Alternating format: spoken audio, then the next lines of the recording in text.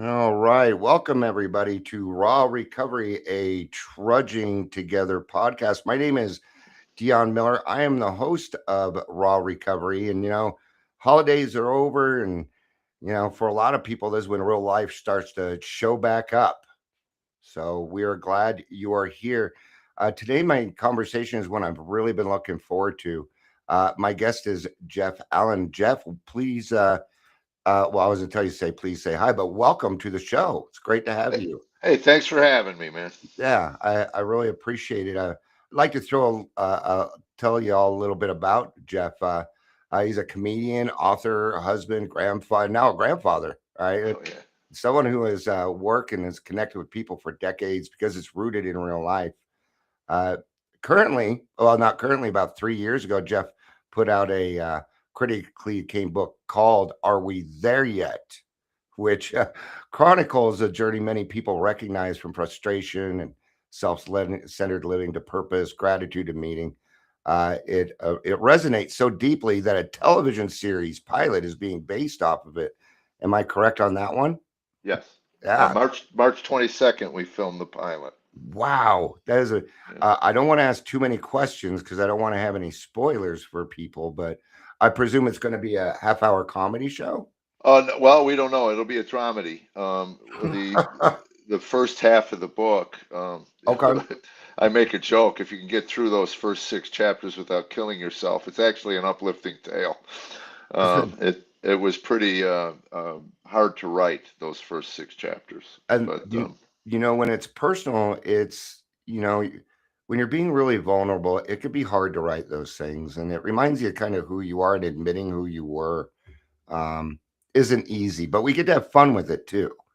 Well, Um, right. When you come out the other end, again, I got sober at 31, so I uh-huh. wrote the book at 65. So Wow. 34 years later, you're looking back, and those emotions are still kind of raw. My wife read the first two chapters Okay. before I sent it to the publisher. She came out of the room crying and said, "I can't read anymore. We were horrible Oh. people." Oh You know? man. So.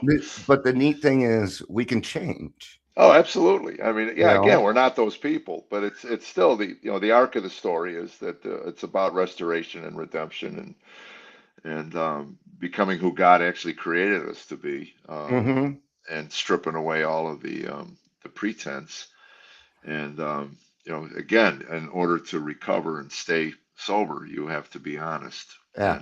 And that's kind of what the first half of the book. The friend of mine, Andy Andrews, an author, I reached out to him to write the foreword for me, and he Okay. met us, long after all that stuff, and he Wow. read I think five chapters, called me up and said, "Who are these people? My gosh, and he said, "Tell me you come out of this, you come up for some air at some point." And I go, "Oh yeah, get through chapter six, and then we kind of get to the restoration and the redemption part of all I, of that." I'm excited. I found it on Amazon. I'll have to admit I haven't read it yet, but I did order it. You can get it on Amazon right now for $14 for the hardcover. Yeah, yeah. And if you ask nicely and give Jeff a little bit of money, he might sign that for you too. You know, No. now when I sell them at my live shows, they're 25, and I tell the audience you can get them on Amazon for 14, but that's why everybody hates Jeff Bezos. And but I said you don't get my signature because it comes from Jeff himself, the other There, Jeff. there you go. Yeah. The name of the book is "Are We There Yet?" People are asking about it. If you can get that at Amazon through Jeff Bezos Yeah, and there. Audible as well. I read it. Oh, and Audible. Oh, you did the Yeah. reading. That's fantastic. Yeah, That's and it was great. funny when the publisher said we hired a professional, and I said, I didn't come out of Chicago public schools with many skills, but I can read, Yes, and it I will always read sounds like my that. book. And the nice thing about the audio part of it is I broke off two or three times to give some context to stuff they took out of the book. A better kind of understanding of what at that particular point we were going through. Sure. And again, it was an emotional read, and I don't know if they had kept those parts into the finished product or not. I, But I think I'm going to go get that because when it is the author reading it, you feel those feelings that you were going through when it was happening. You kind of go back there and you can hear Yeah. it in somebody's voice. You can hear the pain, the angst, uh, Yeah. or even the hope. Um, you know, uh, Now a lot of your stuff is work is on a powerful idea, and that is, and I had to learn how to say this. I wouldn't learn how to say this. Tikkun Olam. Oh, Tikkun Olam. Yeah. Yeah. Um, and a lot of your work is based on that repairing the world. Where's your mission around that in repairing the Well, it came in. Uh, I was in an acting class and I had a scene, and that phrase came up, and I was curious. I went home and Googled it and found it a fascinating thing within the Jewish faith. uh-huh. When you get on your knees and complain to God about a broken world, basically his response to you is, "Yeah, I know. Yeah. You know, you're not telling me anything I don't know." His response is, "What are you doing to repair what is broken?" Mm-hmm. And he charged us with the repair. Yeah. Um, and So it's whatever you choose in life to do, whether it's, say you're working with the homeless or you're working with battered, there's plenty That of yes. places to spend your time, talent, and treasure. So the within the Jewish faith, God tells you that it's a struggle. This is your struggle in life, Mm-hmm. because no matter what you choose to repair will never be repaired by the time you leave this earth. So it can get frustrating. You can look at the problem, it's just why it continues to grow. It's just bigger than I thought it would be. Yeah. Or you look at it as, this is my mission, and I'm going to put like one pebble into this sea, and it'll Mm-hmm. ripple out, and hopefully you can draw more people into what you're doing, what your Tikkun Olam is. Anyway, I just found it really kind of cool. I put it on a T-shirt, the Hebrew lettering, and my Tikkun Olam is, I'm working with a human traffic, anti-trafficking Yeah. organization out of Miami called the Anti-Predator Project, and we're Wow. got a golf tournament in June here in Nashville. If any of your listeners play golf and want to come out and play with me and some other celebrities, that'll be June 15th, I think it June is. 15th. Okay. And the show is the night before at Zany's Comedy Club to raise money and awareness, actually, for the That's great organization. stuff. But Yeah. yeah, I work with a lot of homeless myself. It's yeah. I felt giving is a great way to keep my sobriety. yeah, Sometimes God calls us to do things, and that they're hard. yeah, But he's given me an assignment here in Colorado, and that's to bring recovery to anybody that is willing that needs it. right. And yeah, And again, that's your Tikkun Olam, and wow, cool yeah. stuff. Yeah, but you know this from recovery, that Yeah, service is what my first sponsor gave me trash bags, and I said, "What do you want me to do with these?" And he said, "Put them in your car, and when you want to go home, and you really, you're going to get in a fight with your wife, you're going to break something, smash something, or whatever, pull over, pull into a mini mart, and just start picking up trash." yeah, And he said, "Here's the hard part. Don't let anybody see you doing it, because your yeah, pride will kick in and you'll think that's you're right. special." So It, anyway, I remember yeah, the first time I did it, I thought that was the stupidest thing I've ever heard. I'm not yeah, doing this. And I'm driving back from a meeting, and I am just enraged. I mean, I almost got into it with a guy at a red light. I just am enraged. And I saw those stupid trash bags, and I'm going by a 7-Eleven. And I thought, what the heck? I go in and I start picking up trash in the parking lot. yeah, And I went from, this is the dumbest thing I've ever seen or done or whatever, to just kind of going, you know what? And I went home and I gave my wife a hug, you know. yeah, And I learned, service. First of all, I believe the world doesn't work without it. But certainly, absolutely. as someone who is self-centered and arrogant, to get outside of yourself, it really helps. It Yeah. really does. It's funny you say that because I call that a living amends. And I work with these new guys. I'm like, what you could do is a living amends. I'm like, this is what you're gonna do. You're gonna take out the trash. You put Right. it in the trash can. You're gonna replace the trash bag, and then you're not gonna say anything to anybody. Don't go to your wife looking for accolades of how Right. great you did or anything. What you're gonna do Right. instead is go pick up the dog poop. That's what you're gonna do Yeah. next. You have a honey to-do list.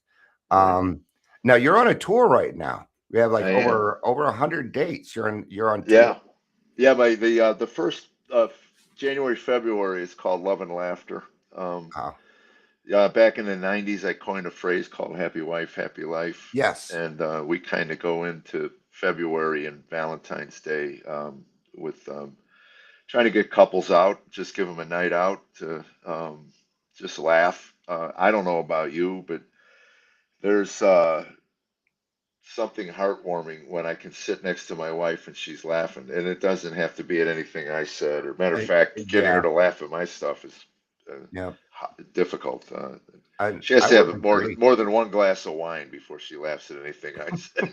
So, but Got to prime her up a little bit there. yeah, I Yeah. got to get her juiced a little. But and then starting in March, we're doing what I call my first final farewell tour. Just it's the I first of how many? First one, yeah, I don't know. It's like I looked at Cher, she's had about 20, Yeah. and Right. I think Elton John's on his 10th final farewell tour. So at my age, 70, it could be the last. We don't know. So next year Yeah. it'll be the second, and then I think we'll get to like, okay, I mean it. I Yeah, that'll I'm really retiring this time. this I time. Yeah, promise, I maybe. promise. You'll never see me again. I promise. You're gonna be in Colorado Springs. My wife and I are gonna try and get down there and see it. I'm Oh, I'm please a little do, bit man. further north, but yeah. And if you want to book tickets, find out if he's gonna be in your area, get anything. You can always go to jeffallencomedy.com. Right. Um, and I also want to say this just out loud real quick before we get into the story portion. Jeff here is here today simply to have a conversation. There's no appearance fee, there's no paywall, there's no agenda here. This is very much Oh, right. in the spirit of freely see, freely given. And that's something I'm very grateful for. I appreciated that. Oh, I not at wanted all. to And give this you is a kudos. recovery, anything on recovery or Yeah. military. My son came back from Iraq pretty jacked up with PTSD, and Mhm. he just got out of rehab Okay. for God marijuana. For bless. those of you who think marijuana is an addictive substance. It You can know, ruin it I, can ruin your life. It most oh, certainly yeah, well, can. he had a psychotic break, Oh and man. yeah, Okay. just got really heavy. And I didn't even know about it. I mean, it's so funny. I got sober when my son, my oldest, was 3 or 4. Okay. I'm 38 years sober, so 42. Yeah, 4 years old he was when I Okay. got sober. So they never saw me drunk or using. They got the That's dry awesome. drunk. They got the early years of just Okay. this enraged lunatic. But um, so anyway, I didn't know anything about it. He called me. He wanted to know if I would pay for 6 days rehab, Uh-huh. and I said absolutely. Don't worry Absolutely. about it. Then his Yeah. wife, who's an addiction counselor, called me and said, he's got a $1,200 a month pot habit. I said I did not know that. So I 1200 called him bucks. back and said, I'll pay for 30. I'm not paying for 6. That's right. You need You're gonna 30. need at least a week to detox off of Yep. that stuff. And it Yep. was so funny. I didn't know about it. He didn't call us. He called her in Yeah. 5 days and said, I want to come home. I said, of course he did. You know, yeah. Took that So long, huh?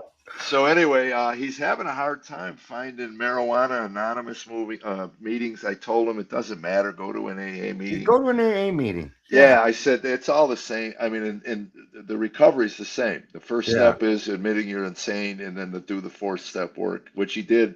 Basically, he did in rehab. He ended up going 45 days, Good. and Wow. Good for yeah, him. so he's doing well. And I'm hoping at a year I can bring him back here to Nashville, and we'll raise money for soldiers to go to this particular Yeah. I deal facility. with It's PTSD myself, not from war, but so I do understand that. yeah. And I understand why he kind of turned that way because it seems like it's going to be some relief with the marijuana, but really it just exacerbates PTSD is what it does. It Well, makes that's it it. worse. Yeah. Well, that's it, and that's kind of what he figured out. He thought it was helping him, Yeah. Well, he and tried to then solve it on his own. I can understand that, but yeah. that's so we're gonna do what we're gonna do. We gotta put on the theme song and the disclaimer real quick that just says we don't speak for AA as a whole. Oh, So what we're gonna absolutely. do, Yeah. we're gonna put that on. We'll be gone about a minute 17 seconds, and then we're gonna go straight into Jeff's story. So we will be right back after this message.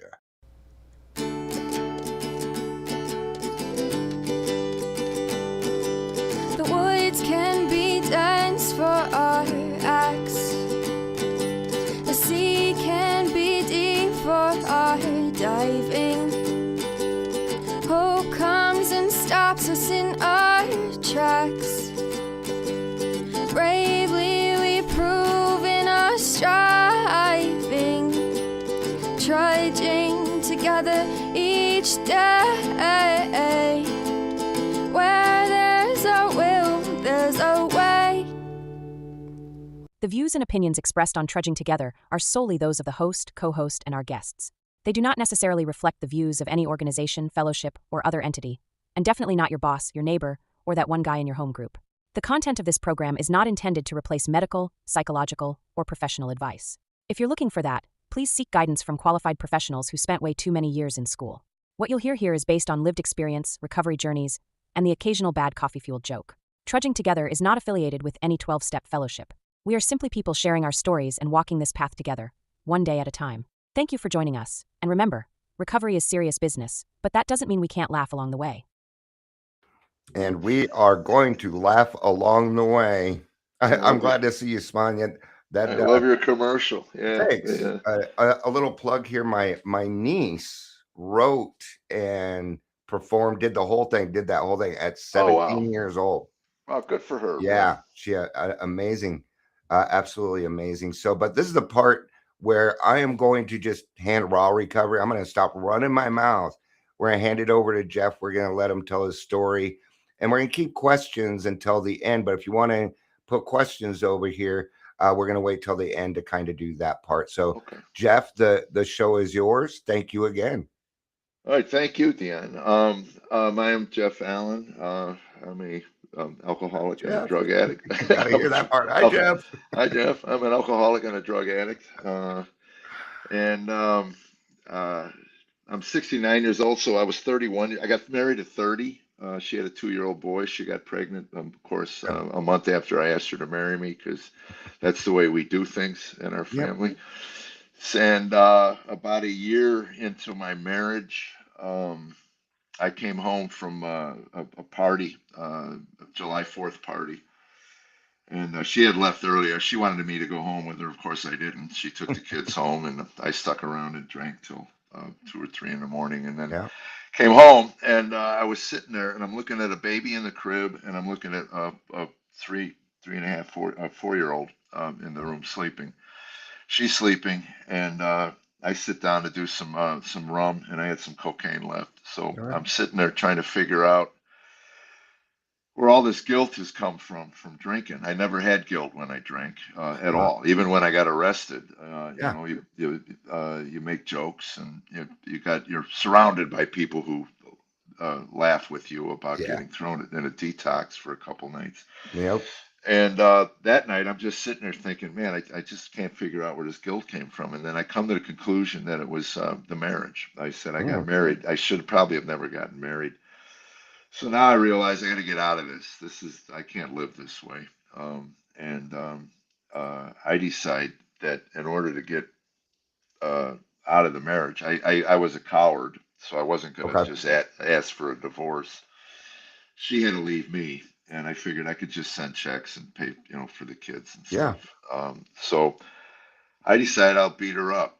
I never did anything like that, but Okay. I got to figure no woman can stay with a man that would do that to her. So anyway, I drank some rum and do some more cocaine, and I'm working up the courage to go in and do this. And anyway, I got in there, and I'm standing over her, and this little voice inside of me that we all have, our conscience, says this is wrong. And I'm Yeah. starting to have a debate with myself about how, but I got to do this. I got to get out of this. And then my infant son, who was about 6 months old, starts Okay. crying in the other room. So in the process of trying to calm him down, I just ended up spanking him, and woke her up. Yeah. And then she comes in the room and looks at me. She takes him and says, "Who does this?" Yeah. And then I realized what I had done and what I could have done. and the horror that washed over me Yeah. and the shame. Anyway, I walked down the hall. She sat on the end of the bed and proceeded to feed our son. And I realized he got beat because he was crying, and he was crying because he was hungry, and I did Yeah. that. And I started to walk towards her, and she said, "Get away, go in another room somewhere." And anyway, after about a half hour, everything kind of settled down, and I walked in a room, and I said, "If you don't take me to Alcoholics Anonymous, I won't go. And if I don't go, I don't think we're going to make it." Yeah. Not even realizing, I mean, the fear that washed through her. She already had one guy walk out on her, and here's another Yeah. one about ready to bail after a year. Mm-hmm. So anyway, she took me to a meeting, and I had gone when I was 25, Okay. and I wasn't as bad as those people. So I left. There's always somebody worse, Right. right? I listened to the stories and went, I'm nowhere near as bad as these people. So I had 5 more years of, Okay. of a testimony to build. So anyway, she took me, and they basically told me to pray, and I said, "To what?" And certainly didn't believe in God. And Mm-hmm. they gave me a blue book, and I picked up a sponsor, I guess, that day, and started this journey of one day at a time. And uh, I knew if I knew if I had told myself if I ever went back to this organization, I would stay. So I Okay. knew I was in. I knew I didn't want to drink again. I had no idea what that entailed, but I knew I didn't want to pick up. So I did whatever they told me to do. They said pray. I said okay, pray to what? They said do the third step prayer, and I did every day. I did the serenity prayer. Yeah. Serenity prayer I did multiple times during the Oh, day. yeah. I In the mean, beginning of sobriety, that's the only thing that keeps me from beating the crap out of everybody. right. That was, Was the yeah, serenity white prayer. knuckling my way through Yeah. through marriage, and it was very funny.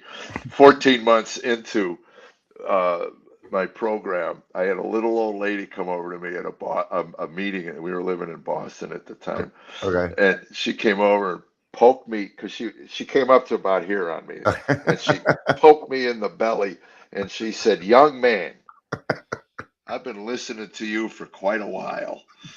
Maybe the problem in your life is not your wife." And I wanted to hit her in the head. I wanted to Doink, doink. pound her skull into her chest cavity. Uh, And anyway, God had given me enough uh, restraint in 14 months to where I didn't do what I wanted to do. So anyway, I'm driving back, and it was very funny. I had a guy tell me, you seem to be dealing a lot with anger." And, mm, "Oh, really?" Yeah. So he said, "You know what I like to do on those days? I like to go into a church." This was before a sponsor had really given me trash bags. But he goes, "I'll go okay. sit in a church. They're open during the day." And I go, "Why would I do that?" And he goes, "I don't know." He said, "It seems to work for me to calm me down." So anyway, I'm driving home again, right? And I see a church, and I pull in the parking lot. And again, this is why community is so important. Yep. These little seeds people drop you. You Mm-hmm. you may not, do it right away, but somewhere in the back of your head, it's sitting there. Yeah. And then God will bring those things out That's when right. they're needed, those Yeah. little things. So anyway, Mhm. I pull into the church, and I go, the door's open. So I go sit. Nobody's there, and I go sit in the middle of this sanctuary, and I just sit there. And all of a sudden, this thing that washed over me, it was just this, I was so full of self-loathing. Mhm. And it was like, why do I hate myself so much? Yeah. Why do I, and that was the word, why? I don't even understand it. And I just started sobbing, Hmm. whether it be for, you know, it wasn't pity. It really It wasn't. sounds like release. It was just like, I'm so tired of Yeah. being me. Being I mean, wrong. right. And just, I just am tired of this. When am I recovered? And I remember, we got into an argument in New Jersey, my wife and I, in the kitchen. I wrote about this in the book. Okay. And I ended up climbing on a stool in the middle of our kitchen, and I was screaming at her at the top of my lungs. And it was over a piece of cheese. And it's funny now. I mean, Oh it yeah. was like over a hunk of cheese like that. And I remember threw it out, and I got this probably irrational fear of dairy. You know, Okay. I've been sick at it one too many times. All right. Okay, that makes sense. So if I don't know how long it's been sitting there, I don't care what the expiration date says. Yeah. I'll buy another one. I work. I can afford a hunk of cheese. I can. So I mean, so anyway, she says, you're opening up a new package of cheese. I go, yeah. She goes, well, there was another. I said, yeah, I didn't like that. I threw it out. And she says, why? And I said, because I don't want it. And that started to the point where I ended up climbing on a stool. Now I know there's men listening to this that can relate to this. Yeah. All I kept saying to her is, I don't want it. I don't want it. I don't want it. I don't want it. And it got louder, louder, and louder. Yeah. It's so obnoxious.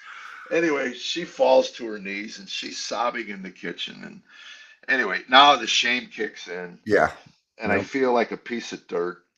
And I go upstairs to put my now 6 or 7 year old son to bed, along with the other one. And he says, Daddy, you win. I go, what do you mean I win? He goes, you yell, mommy cries, you win. And not one of my Oh, prouder moments as a man. yeah. So I go downstairs to make my amends for the 9,000th time in Yeah. our 2 year marriage or whatever. And I said to her, baby, I'm so sorry. I'm trying. I am trying, and I'm going to get help. It finally hit me that Hmm. maybe I am the problem. And Yeah. that reaction was a little irrational. Yeah. you know, Yeah. people The great shouldn't climb cheese debate, yeah, the there's great a whole cheese. chapter on it. It's kind of a Yeah. I ended up writing it because it was like so, or again. So anyway, that night I go to a meeting and I raise my hand and I go, anybody got a therapist? And they send me they give me the name of this woman. And I tell people all the time, if you're looking for help, yeah. go to somebody who works for the state. They're not in it for the money. They're not. I You think were it was correct. $15 an hour. And so I figure this is how my brain operates. Hmm. I will tell this woman my tale of woe. Yeah. She will pat my hand and tell me, you poor man, you need to get out of this marriage. Yeah. I was looking for, again, That's what you wrote. Yeah. I don't have any courage. I'm not Hmm. gonna be the one to end this thing. She has to come to me. So anyway, I tell my tale of woe, and the woman does not pat my hand. She looks at me. She's a recovering addict, by the way. Uh-oh. She looks at me and says, if you came here looking for permission to get divorced, you came to the wrong therapist.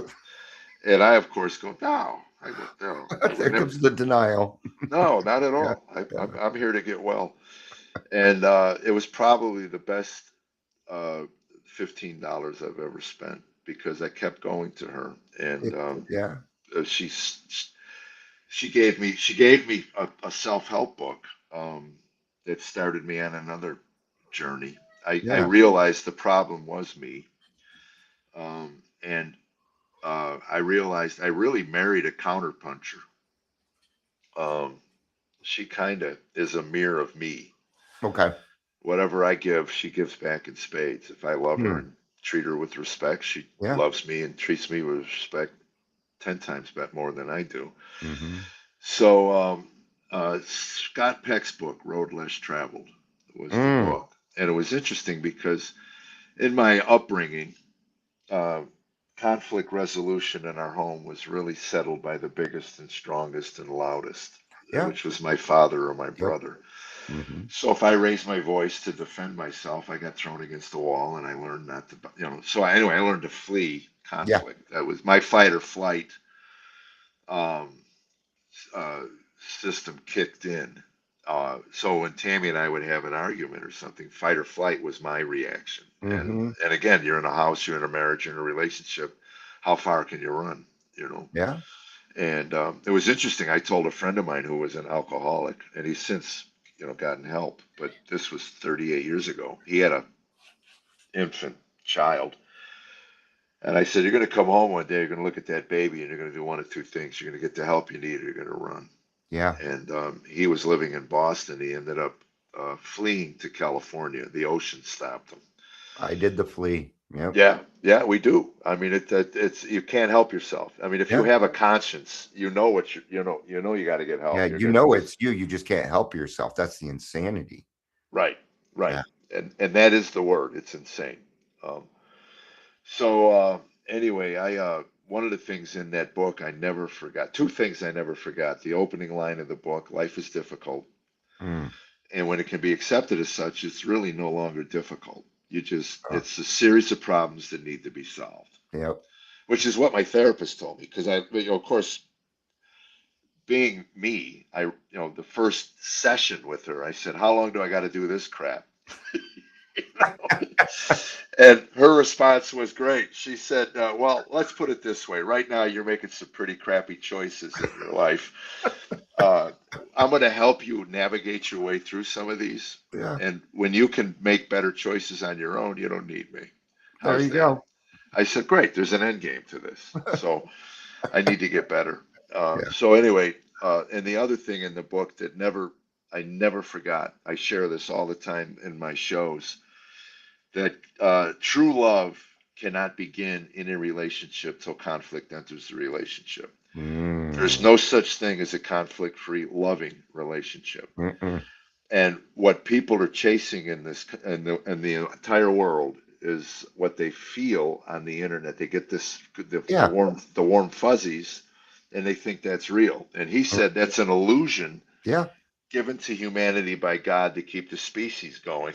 You know, without that attraction, Yeah. there would be no pursuit. And without Yeah. pursuit, there is no marriage, babies, all that other stuff that comes Yeah. from it. So anyway, in other words, I'm going to have to learn how to conflict if I'm going to love. Mm.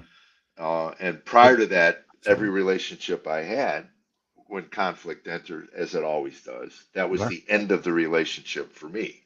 Okay.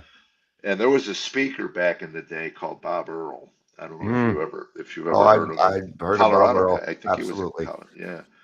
And Bob had uh, a story about songs and dances Mm.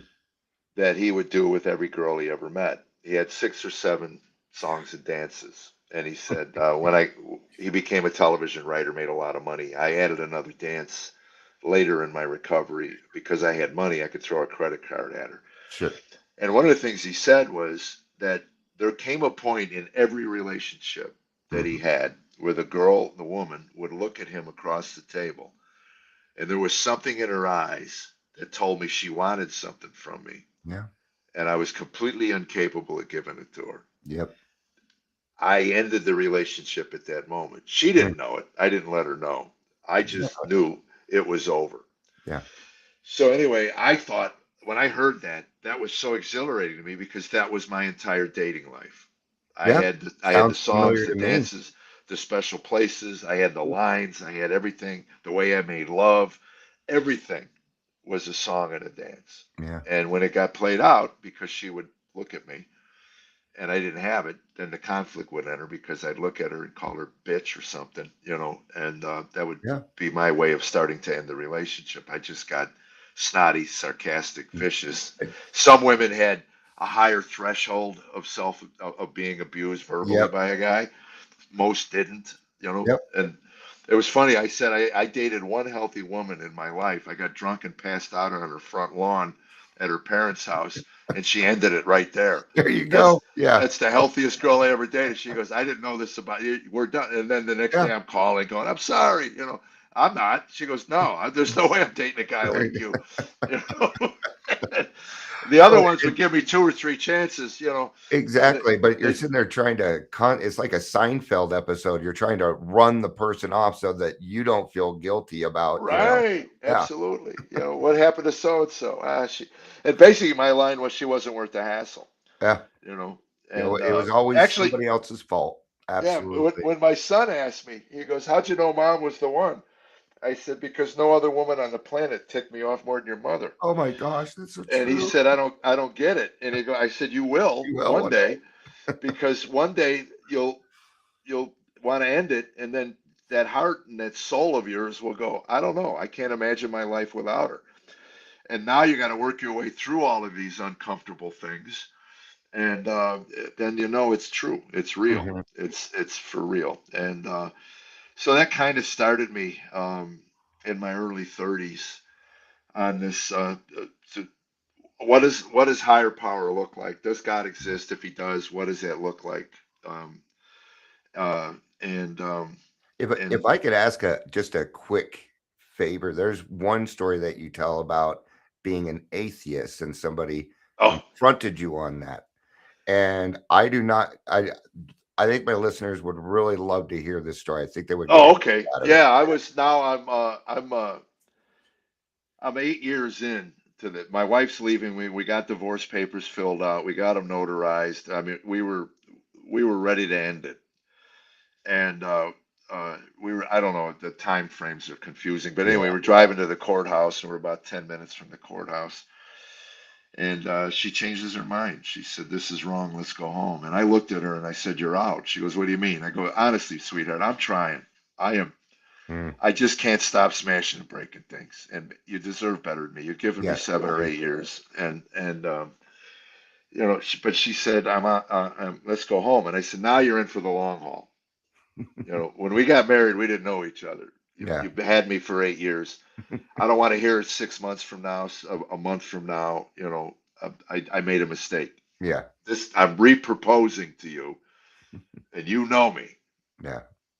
So she said, "Let's go home." And I met a guy on the road not too long after that.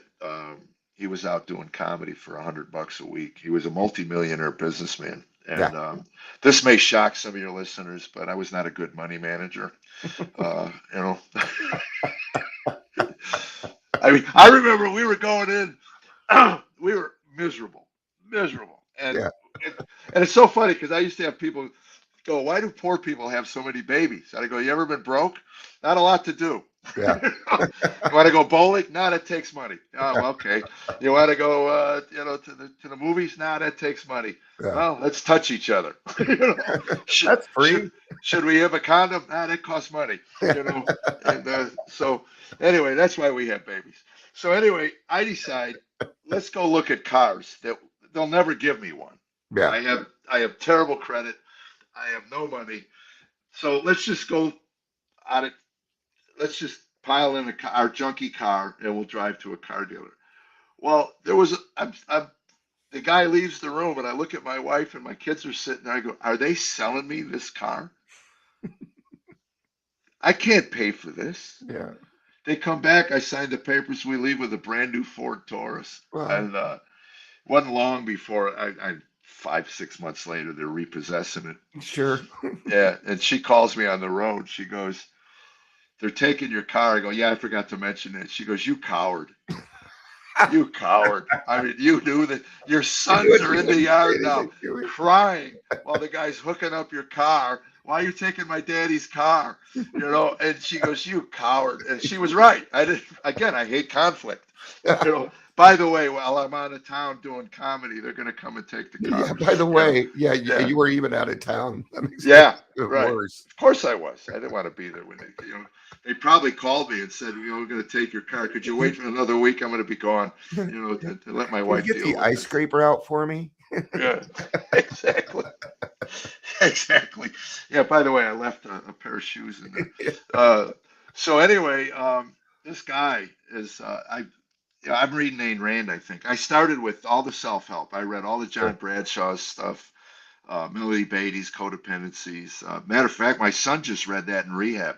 Okay. So it's a good book, by the way. Melody Beattie's on codependency, Okay. and I read them all. I read voraciously. As a matter of fact, my therapist I had at the time was a different one. She said, "You need to slow down on the reading." Hmm.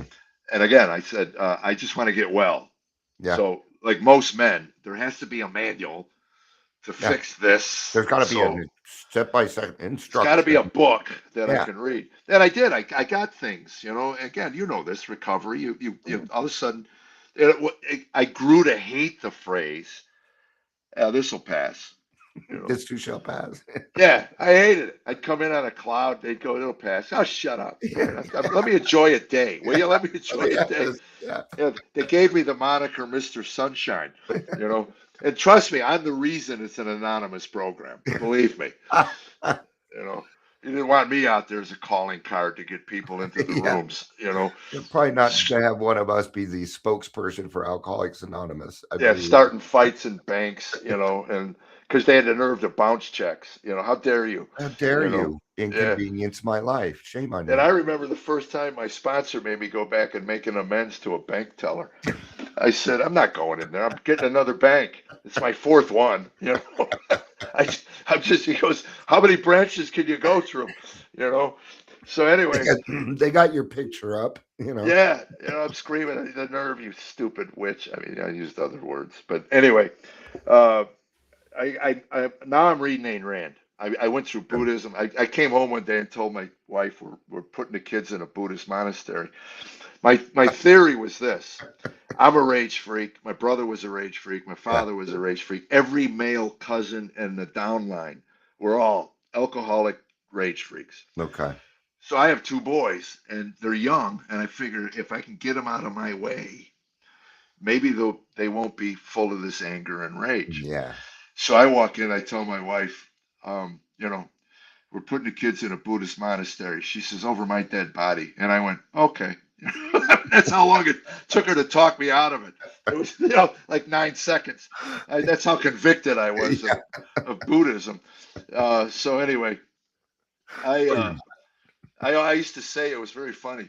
You know, the key to really getting Buddhism is to get rid of your desires. Yes. And I had a lot of desires. So I tried to strip them away. And then I realized I would never get rid of my desire to get rid of my desires. Mm. So it was this circular thing. I kept coming Yeah. back to, there'd always be one that Yep. would be insane. So I realized I'm probably not for me.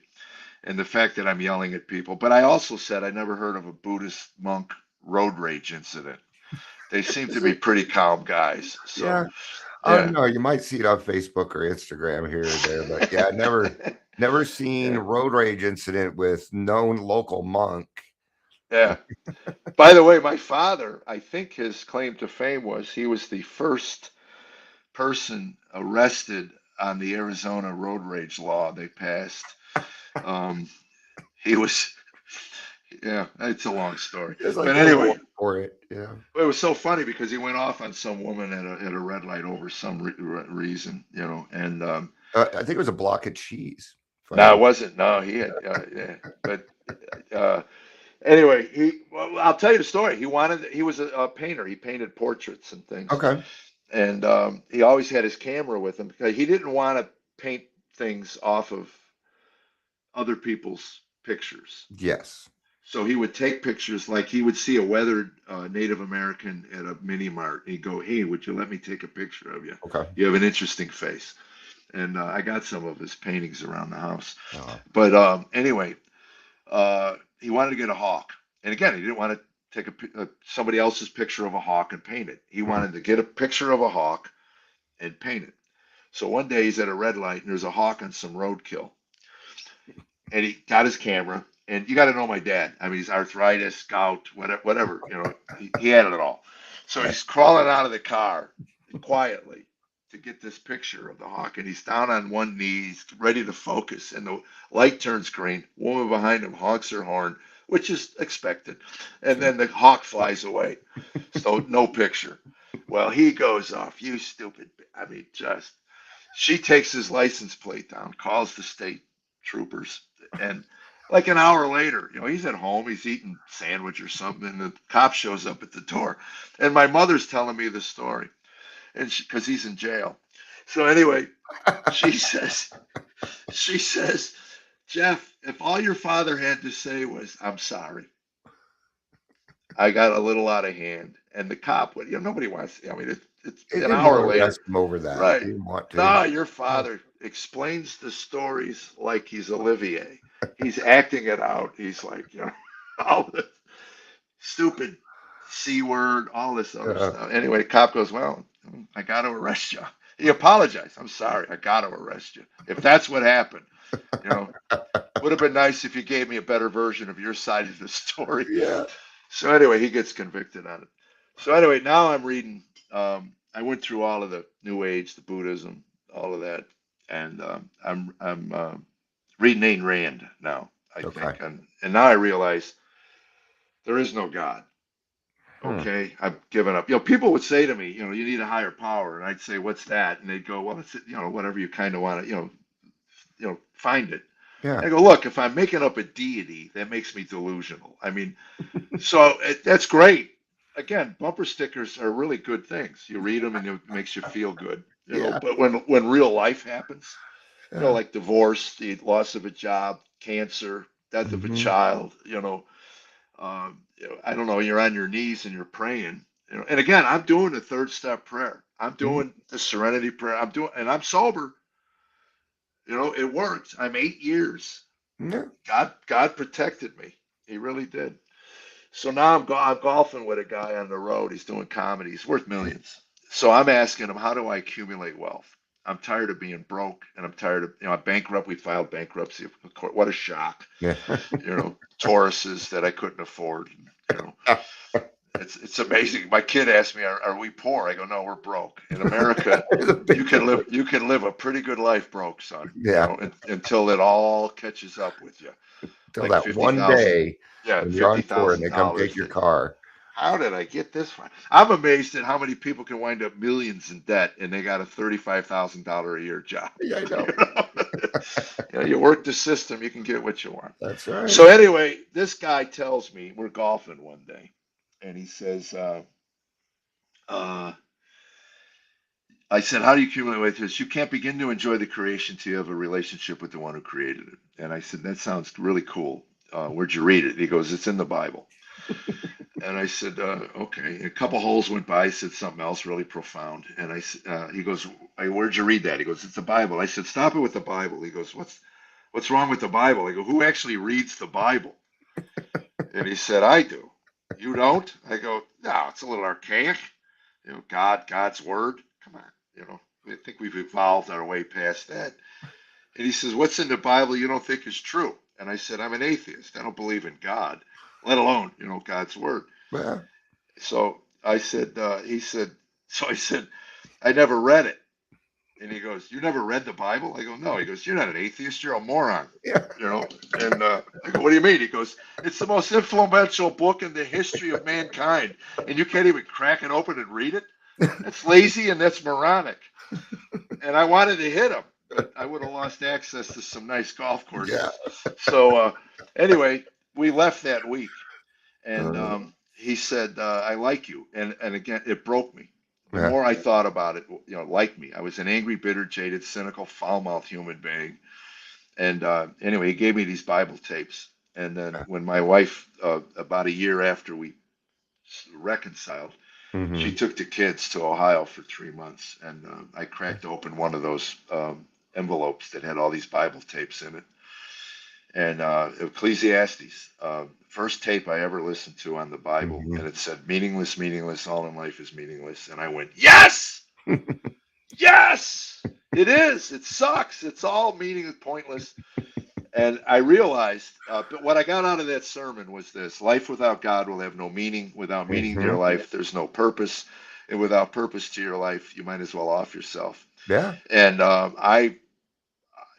I felt if that truth, that was as deep, profound truth that I came to on my own. Yeah. I didn't utter those words because they were too painful to Yeah. utter. Because Tammy would look at me, what about us? And I go, what if you die? Where does my meaning and point to life go? Yeah. So basically, nothing of this earth will ever give you lasting joy, and it'll never give you lasting meaning because it's all circumstantial. And as your circumstances change, so does your meaning and purpose to life. So you need to find something. Even Sartre said that. John Paul Sartre said it. And he was an atheist, devout, Mhm. and said, in order for something finite to have meaning, it has to be attached to something infinite and fixed. He never used the word God, but it sure sounds like God to me. And Yeah. that set me on a path. And eventually I gave my life to Christ. And I just said, I'm yours, whatever that means, Yeah. whatever it looks like. I don't know what it means, and that was 28 years ago. So Uh, I'm really kind of pushed for time. I have, believe it or not, I can probably push it 5 minutes past the hour, but oh, we can start to do a wrap. I have No another problem. group, a recovery group that I'm part of. It's on Zoom, and I don't want to miss it for I, another addiction. Believe me, if the meeting you attend ends in the word anonymous, if I don't belong to that group, I probably should. So, yeah, you know, uh, yeah, it's like whack-a-mole with me, yeah. you know. But it's been neat because it's what I've heard a lot today are these some of these short lines where people just tell you the truth, because they actually love you, because they Right. understand what love is. And I remember I used to tell people all the time, I would die for my kids. I would die for them. And somebody said to me, Dion, that's great. We'd all die for our kids, but the question is, would you be willing to get well for them?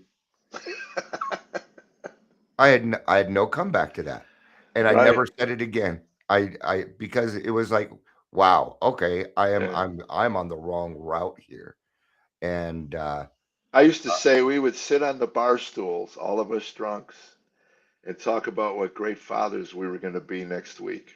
mhm. And next week never came. Yeah, it's And like we'd pat each other on the back, you know.